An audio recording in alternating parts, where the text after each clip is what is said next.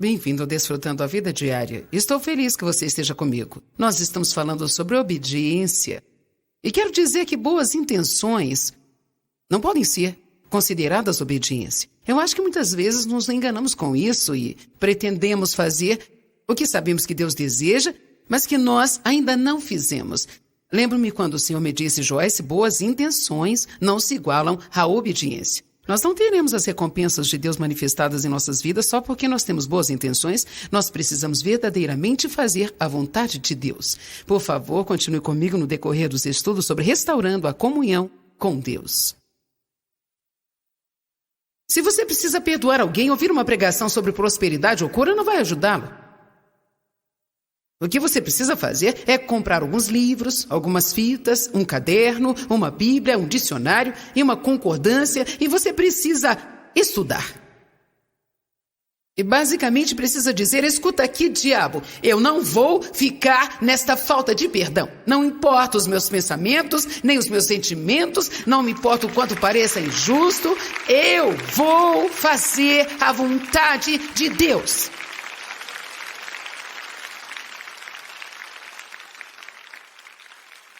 Ao invés de continuar a dar desculpas, bem, é difícil demais. Você não tem ideia do que eles fizeram comigo, é difícil demais. Bem, não consigo fazer isso, não é justo. Você só precisa perguntar-se a si mesmo do quanto Deus já perdoou você. Então se tornará muito fácil perdoar os outros. Amém? David discutiu comigo uma noite o que não é normal ele fazer, porque normalmente ele é amável e fácil de lidar, mas ele falou algo que eu achei muito desrespeitoso. E, gente, eu revidei. Bem, Deus, isso não é justo. Ele deveria me respeitar e demonstrar respeito. E o senhor precisa trabalhar com David, Deus. E a gente, eu fiquei com tanta raiva. Eu não estava conseguindo superar isso antes do pôr do sol, sabe?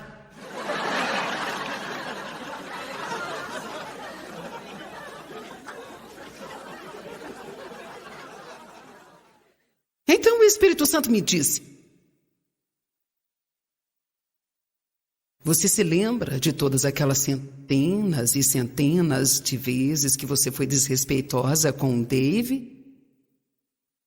Quando eu estava te ajudando a superar todas as suas atitudes erradas a respeito dos homens por causa do abuso que você sofreu? Sim, eu me lembro disso. Você se lembra de quantas vezes o Dave nem sequer comentou ou mencionou as suas atitudes? Sim, eu me lembro. Então eu acho que você pode deixar isso para lá também.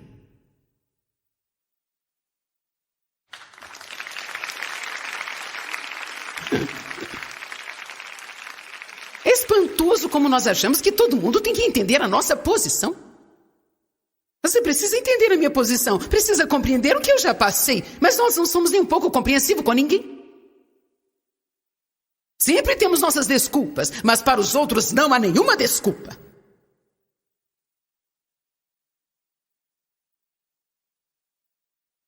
João capítulo 13.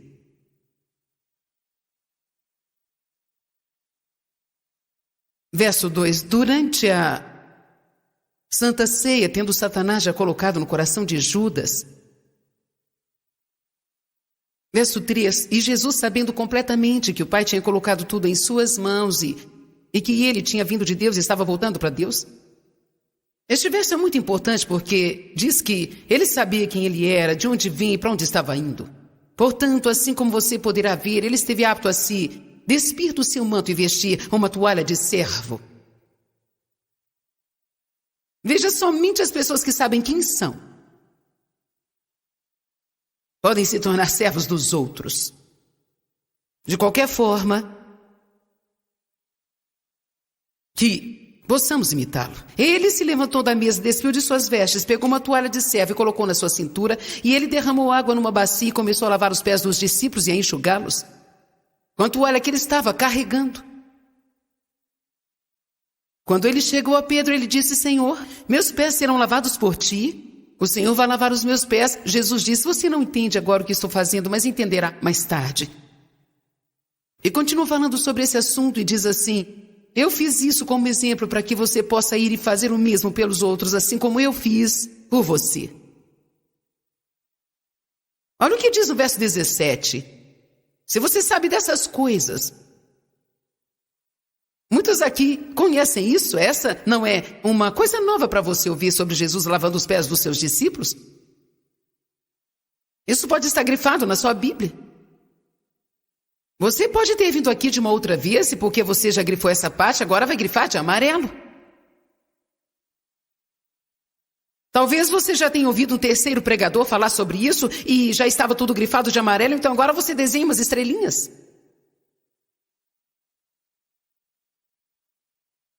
Mas isso não diz nada. A questão é: você está lavando algum pé? Eu não estou falando aqui sobre pegar uma bacia de água e lavar os pés de alguém.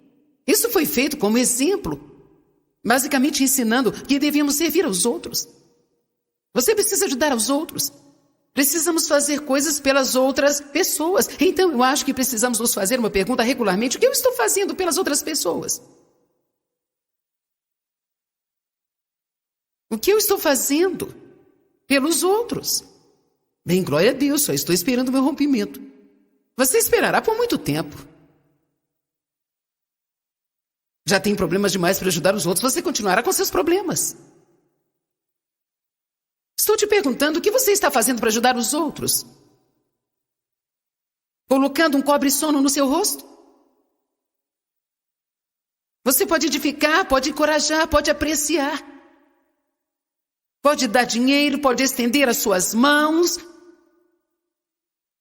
Pode dar uma posse que você tem para alguém que precisa e você já tem 6 e não está usando as 6 que você tem há 2 anos.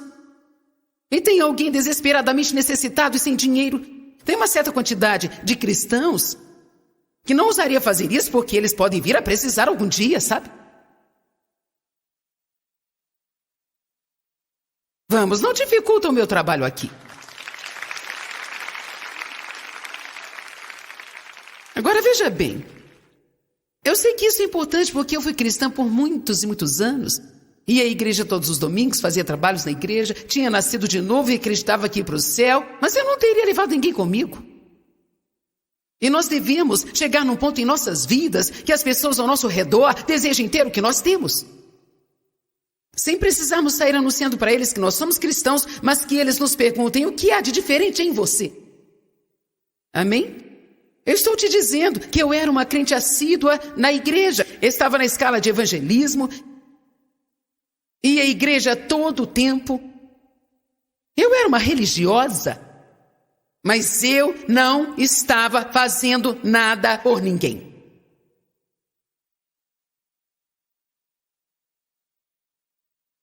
Eu sei que você está aqui há muito tempo. Dá uma sacudida aí, né? Quero que você entenda isso. Eu não estava fazendo nada por ninguém, porque a minha mentalidade era essa. E quanto a mim, quanto a mim, quanto a mim, quanto a mim. Aquele robozinho idiota que estava dentro de mim. E quanto a mim, quanto a mim, quanto a mim, quanto a mim, quanto a mim, bip, bip, e quanto a mim, quanto a mim.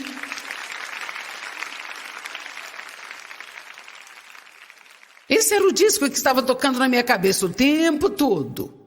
Parte disso era por causa da maneira que fui criada, sem nunca ter tido alguém para tomar conta de mim. E eu comecei a tomar conta de mim com esse medo de outras pessoas, porque eu não confiava em ninguém. Mas nós não podemos nos segurar a essas desculpas do passado para sempre. Por isso eu era daquele jeito, mas eu estava deixando aquilo se tornar uma desculpa para não permitir mudanças. É isso que não podemos fazer. Bem, eu não confio em ninguém, porque eu fui ferida. Bem, sabe, supere isso.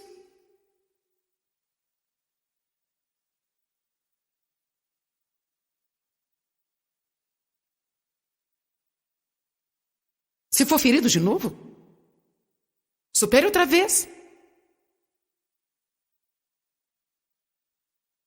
Verso 17. Se você sabe dessas coisas, bendito, feliz e digno de inveja, se você as praticar, se você agir apropriadamente e realmente as fizer. Então, por que muitos cristãos são infelizes? Eu acho que é por causa de muito conhecimento mental, muitas bíblias grifadas e muitas livrarias espirituais, mas sem nenhuma ação coerente entre as quatro paredes.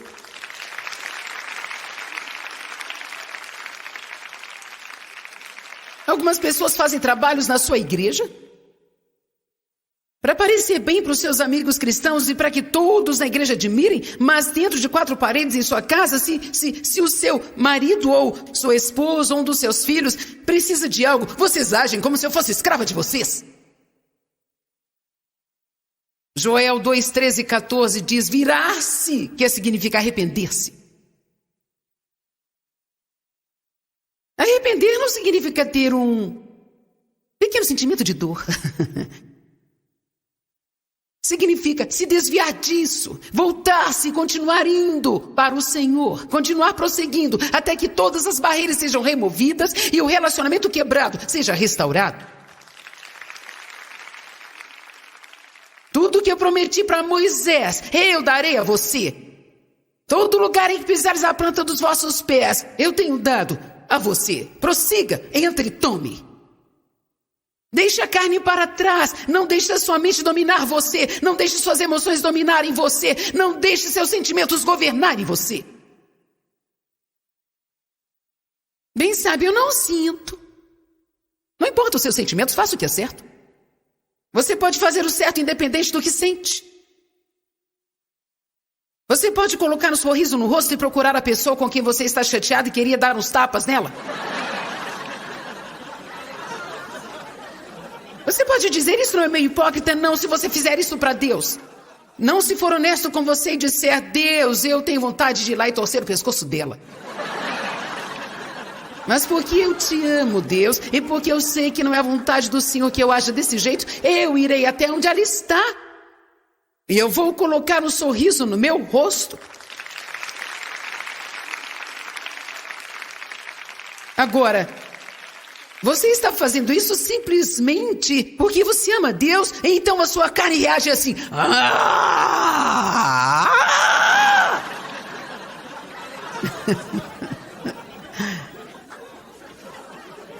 É isso que está acontecendo agora, escutem. Enquanto você não dar espaço para ela morrerá. Ela perderá a força, porque tudo que você não alimenta, morre.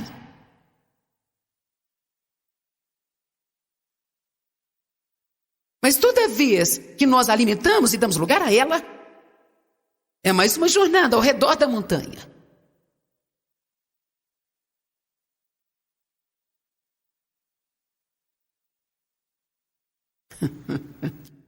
E, gente, eu fiz alguns buracos na base da montanha de tanto andar ao redor e ao redor e ao redor. Sempre, sempre. Toda vez que o David dizia algo que eu não gostava, eu tinha que dar mais uma volta. Toda vez eu tinha que ter a última palavra. Eu tinha que provar que eu estava certa. Anos e anos e anos. Deus esteve trabalhando comigo. E lá estava eu orando para o meu ministério crescer.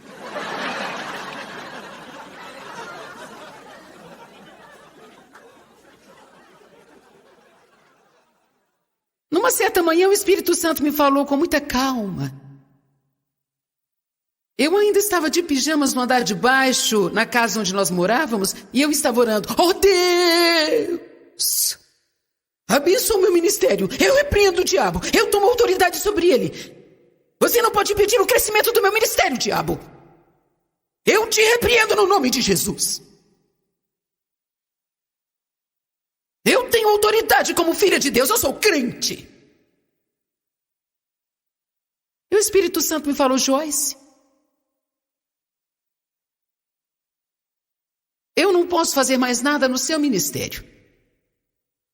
Não dá para ir mais longe com você, enquanto você não fizer o que eu te falei para fazer, concernente a respeitar o seu marido.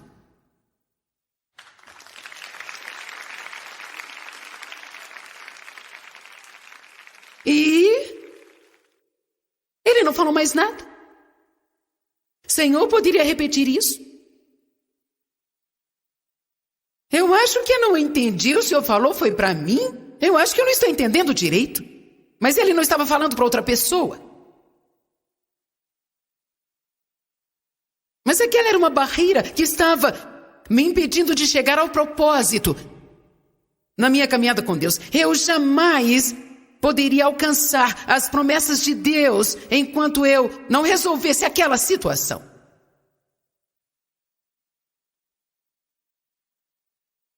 Não diga eu não posso quando Deus te pedir algo. Eis o porquê. Deus nunca te pedirá para fazer nada que Ele não te conceda força e habilidade para fazer aquilo.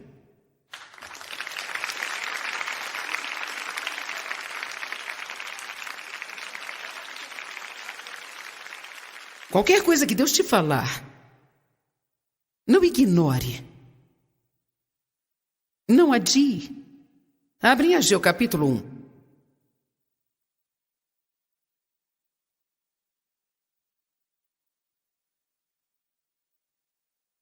Verso 2. Assim diz o Senhor, vocês dizem que ainda não chegou o tempo para que a casa do Senhor seja reedificada, embora Ciro ordenou que fosse reconstruída há 18 anos atrás.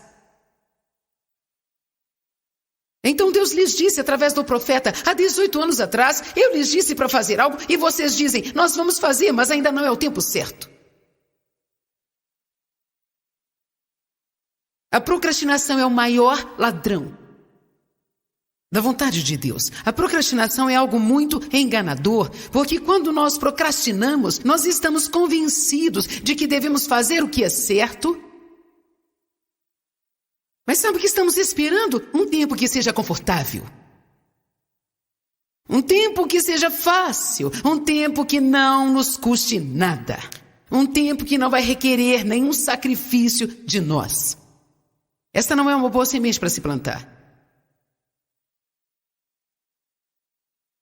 Quando Deus nos fala para fazer alguma coisa, precisamos fazer imediatamente. Então veio a palavra do Senhor pelo profeta Ageu dizendo, é este o tempo para vocês habitarem em suas casas adornadas enquanto a casa do Senhor está em ruínas? Eles foram chamados para construir a casa do Senhor e disseram que ainda não era o momento. Eles ouviram isso por 18 anos e ele disse, vocês estão construindo suas próprias casas? Este é o tempo de construir as suas casas e não construir a casa do Senhor? Portanto, assim diz o Senhor, considere os seus...